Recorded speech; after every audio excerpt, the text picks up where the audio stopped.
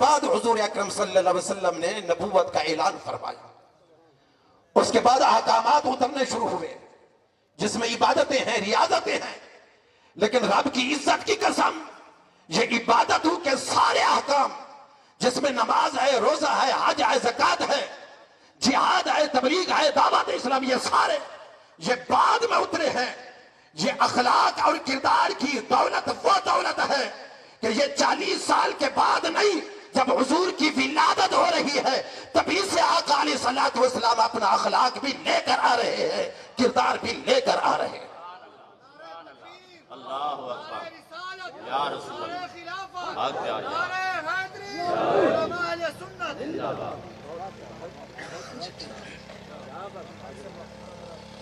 یہ ایک نقطہ ہو گیا، میرے خیال میں ریپیٹ نہیں کرنا چاہیے کہ یہ جتنے بھی احکام عبادت ہیں جس میں فرائض واجبات سب چیزیں ہیں اور جن کے بغیر دنیا اور آخرت میں کہیں بھی کوئی چارہ اور گزارا نہیں. لیکن ترتیب دیکھیے، ترتیب یہ ہے کہ یہ سارے احکام 40 سال کے بعد نازل ہو رہے ہیں، لیکن اخلاق حسنہ کی دولت حضور علیہ الصلوۃ والسلام کے ذریعے سے آقا علیہ الصلوۃ والسلام کی تشریف آوری سے ہمیں مل رہی ہے. اور ولادت باسعادت کہ یہ حضور اکرم صلی اللہ علیہ وسلم کا اخلاق نہیں ہے کہ جب حضور کی ولادت باسعادت ہوئی، سیدہ آمنہ رضی اللہ تعالی عنہ خود فرماتی ہے فَإِذَا أَنَا بِهِ سَاجِدًا كَالْمُتَضَرِّعِ الْمُبْتَهِلِ وَقَدْ رَفَعَ إِصْبَعَيْهِ إِلَى السَّمَاءِ کہ حضور علیہ الصلوۃ والسلام نے آتے ہی، تشریف لاتے ہی سرزمین مکہ پر سجدہ فرمایا، سجدہ فرمایا. ارشاد فرمایا فَإِذَا أَنَا بِهِ سَاجِدًا، حضور نے سب سے پہلے سجدہ فرمایا. لیکن سجدہ کے فوراً بعد آقا علیہ الصلوۃ والسلام نے اپنا اخلاق اور اپنا کردار اسی وقت آغوش مادر میں پیش فرمایا. اور وہ کیا؟ وَقَدْ رَفَعَ إِصْبَعَيْهِ السَّمَاءَ، حضور نے انگلی مبارک کا اشارہ کیا آسمان کی جانب اور اللہ رب العزت کی بارگاہ میں عرض کیا پروردگار عالم، میں اس وقت بھی اپنی امت کی بھلائی اور خیر خواہی چاہتا ہوں، گناہگار ہے، میں ابھی سے اس کی مغفرت کا اور بخشش کا تجھ سے سوال کرتا ہوں. یہ ہے آقا علیہ الصلوۃ والسلام کا اخلاق و کردار. اور پھر حضرت حلیمہ تو سعدیہ، میرا عرض کرنے کا مدعا یہ ہے کہ حضور علیہ الصلوۃ والسلام نے اپنی اخلاقی تعلیمات 40 سال کے بعد نہیں بلکہ پہلے پیش کی ہے. اور یہی وجہ ہے کہ سرکار دو عالم صلی اللہ علیہ وسلم کی وہ جو حدیث پاک معروف طور پر پڑھی جاتی ہے، سنی جاتی ہے، سنائی جاتی ہے اور باور کرایا جاتا ہے کہ حضور علیہ الصلوۃ والسلام نے ارشاد فرمایا انما بعثت لاتمم مکارم الاخلاق، کہ میں مکارم جمیل کے لیے بھیجا گیا ہوں. نقطہ ذہن میں رہے، یہ نہیں ہے کہ حضور علیہ الصلوۃ والسلام نے فرمایا ہو کہ میں تعلیم کے لیے بھیجا گیا ہوں بلکہ تکمیل کے لیے بھیجا گیا ہوں. وجہ یہ ہے کہ تعلیم تو حضور اپنے بچپن سے دے رہے ہیں، اخلاق کی تعلیم تو حضور بچپن سے دے رہے ہیں. اور جب آقا علیہ الصلوۃ والسلام نے نبوت کا آغاز اور باضابطہ اعلان فرمایا تو اس وقت بھی حضرت خدیجہ الکبریٰ رضی اللہ تعالی عنہا نے آقا علیہ الصلوۃ والسلام کو تسلی دیتے ہوئے اور آپ کے حوصلوں کو بلند کرتے ہوئے انہوں نے جو چند جملے کہے وہ بھی آقا علیہ الصلوۃ والسلام کے اخلاق کی اور کردار کی مصمم گواہی دے رہے ہیں، گواہی دے رہے ہیں. وہ حضرت سیدہ خدیجہ الکبریٰ نے کیا عرض کیا تھا بارگاہ مصطفیٰ صلی اللہ علیہ وسلم میں؟ یا رسول اللہ، گھبرانے کی ضرورت نہیں ہے، ٹینشن لینے کی ضرورت نہیں. اور اصلاً ٹینشن بھی نہیں تھی حضور علیہ الصلوۃ والسلام کو، کسی طرح کی کوئی کنفیوژن اور گھبراہٹ نہیں تھی. معاملہ فقط یہ تھا کہ نبوت اور رسالت کا ایک بہت بڑا منصب آقا علیہ الصلوۃ والسلام کو عطا کیا جانے والا تھا. اور حضور سوچ رہے تھے کہ میں اس فریضہ کو مکمل طور پر کیسے نبھا پاؤں گا. یہ خیال آیا تو حضرت خدیجہ الکبریٰ رضی اللہ تعالی عنہا نے تسلی دی. فرمایا اے محبوب صلی اللہ علیہ وسلم، واللہ ما یخزیک اللہ ابدا، کیوں گھبراتے ہیں؟ کس طرح کی کنفیوژن ہے؟ اللہ رب العزت ہر میدان میدان میں آپ کو کامیاب بھی فرمائے گا، کامران بھی فرمائے گا، اور کبھی بھی اللہ رب العزت آپ کو رسوا نہیں کرے گا۔ اس کا سبب کیا ہے؟ سبب یہ ہے انک لتصل الرحم۔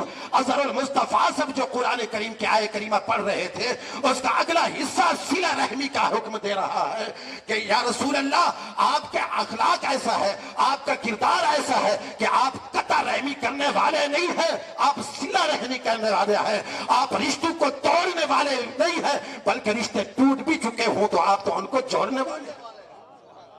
یہ ہے حضور کا اخلاق، یہ ہے حضور علیہ السلام کا کردار۔ لیکن میں یہاں پہ اس حدیث کو بھی مختصر کر کے، اس کے اندر 5 نکتے ہیں، فقط ایک نکتہ عرض کیا، لیکن بالکل اختصار اور جامعیت کے ساتھ آقا علیہ السلام کے اخلاق و کردار کی ایک ادنا سی چھوٹی سی مثال اور دے دیتا ہوں۔ سمامہ بن اسال کون ہے؟ وہ صحابہ کرام کا قاتل ہے اور حضور کا دشمن ہے، قیدی بن کر آیا ہے مسجد نبی کے اندر، ستون کے ساتھ اسے باندھ دیا گیا ہے، قیدی ہے، مجرم ہے، حضور کے صحابہ کا قاتل ہے اور بڑے عزائم رکھتا ہے آقا علیہ السلام کی دشمنی کی۔ لیکن اس کے باوجود بھی جب صحابہ نے اسے گرفتار کیا، اریسٹ کیا، مسجد نبوی شریف کے ستون کے ساتھ اسے باندھ دیا گیا، اب تاجدار کائنات امام الانبیاء صلی اللہ علیہ وآلہ وسلم نے اپنے صحابہ کو حکم دیا کہ اس کی خاطر تواضع کرو، اگرچہ مجرم ہے، قیدی ہے، لیکن حسن سلوک کرو۔ اب صحابہ کا کردار بھی سامنے رکھے، حضور کا اخلاق بھی سامنے رکھے۔ صحابہ مسلسل 3 دن تک اس کی خدمت کرتے رہے، کھانا کھلاتے رہے، حتیٰ کہ آقا علیہ السلام کی اپنی اونٹنی مبارک کا دودھ دھو کر حاصل کر کے اسے پلاتے رہے۔ شب و روز 3 دن تک مسلسل اس کی یہ خدمت اور تواضع ہو رہی ہے۔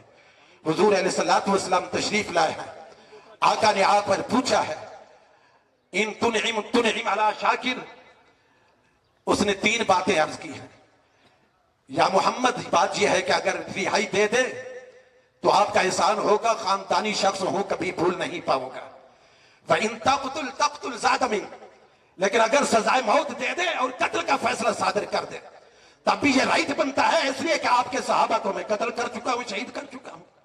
لیکن وَإِن كُنْتَ تُرِيدُ الْمَالَ فَاسْأَلْهُ مَا شِئْتَ مِنْهُ، میرے پاس مال و اسباب کی، مال و دولت کی کمی نہیں، حتیٰ کہ میری گندم، میرا غلہ ایکسپورٹ ہو کر مکہ کے اندر آتا ہے اور مکہ والے اسی سے کھاتے ہیں، تو مال و اسباب کی متاع بہت زیادہ ہے، تم مانگتے جاؤ میں دیتا جاؤں گا، مجھے رہائی دینا چاہتے ہو تو اس انداز کے ساتھ دے دو۔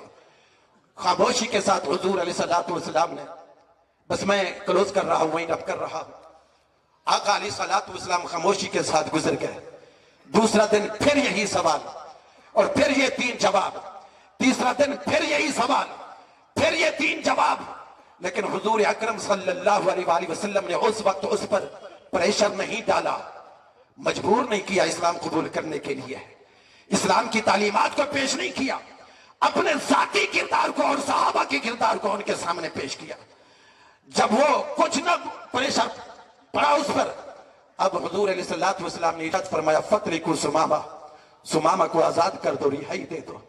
رہائی پاتے ہی سمامہ اپنے گھر کی جانب نہیں گیا، فَانْطَلَقَ إِلَىٰ نَخْلٍ مِّن قَرِيبِ الْمَسْجِدِ، مسجد نبوی شریف کے ساتھ ایک باغ تھا، باغ کے اندر چشمہ تھا، وہاں پہنچا، غسل کیا، لباس بدلا۔ صحابہ نے سمجھا کہ پورے سٹیٹس کے ساتھ اپنی عزت و آبرو کو برقرار رکھتے ہوئے واپس اپنے گھر کو جائے گا، لیکن وہ دیکھتے ہی حیران رہ گئے کہ اپنے گھر جانے کی بجائے وہ مسجد نبی شریف کے اندر پہنچا، حضور کے قدموں میں گرا اور آقا علیہ السلام کی رسالت کی گواہی دے کر اپنی زبان حال سے عرض کر رہا ہے یا رسول اللہ، میں آپ کے اخلاق کے، آپ کے کردار سے اور آپ کے چہرے پر نور کی زیارت سے اتنا متاثر ہوا ہوں، آپ کا اخلاق بھی کافی ہے، آپ کے صحابہ کا کردار بھی کافی ہے، گواہ ہو جائے میں آپ کے غلاموں کے اندر داخل ہو رہا ہوں۔ وما علیہ الا البلاغ المبین۔